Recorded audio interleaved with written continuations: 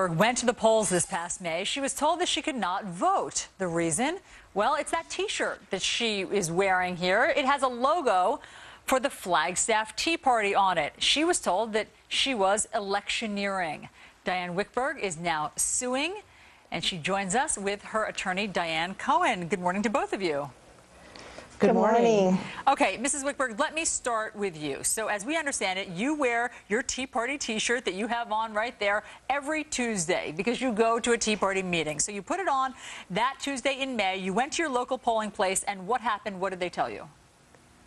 When I got to the polling place, I gave them my ID to vote. I made it about halfway down, ready to get my ballot, and two women swooped down on me from behind and said, "You cannot wear that T-shirt here. You have to go out and get a jacket or change your shirt." And I was just really shocked. I said, "What?"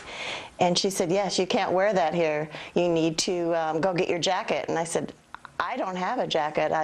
I don't know what you're talking about. Why would my T-shirt be an issue?"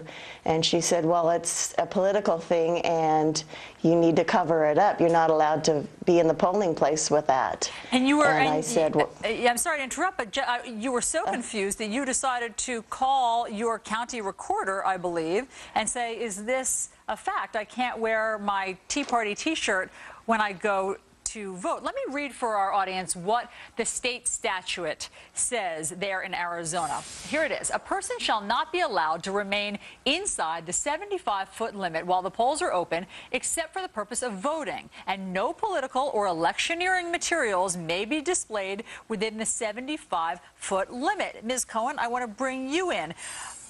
Is that electioneering that Diane was doing? And if so, why should your client be exempt from this rule? Well, Mrs. Wickberg was certainly not electioneering. She went into the polling station with a T-shirt with a picture of the United States Constitution on it. If that is electioneering or political, I think we're all in a lot of trouble. And yet, it is a Tea Party T-shirt. So if a Tea Party candidate were running, that could be seen as an endorsement.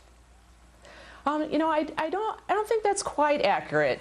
You know, electioneering means to try to attempt to persuade or influence a voter on how to vote on a particular ballot.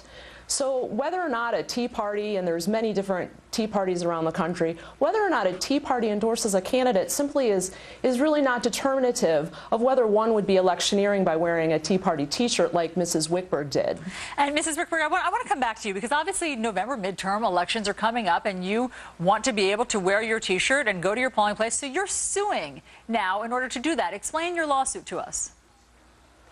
well, basically my lawsuit is to be able to wear my Tea Party T-shirt because when I did complain to the Secretary of State, they sent a letter down saying in my particular case it wasn't electioneering, and I felt that I had every right to wear my shirt again, and I'm going to do it again November 2nd.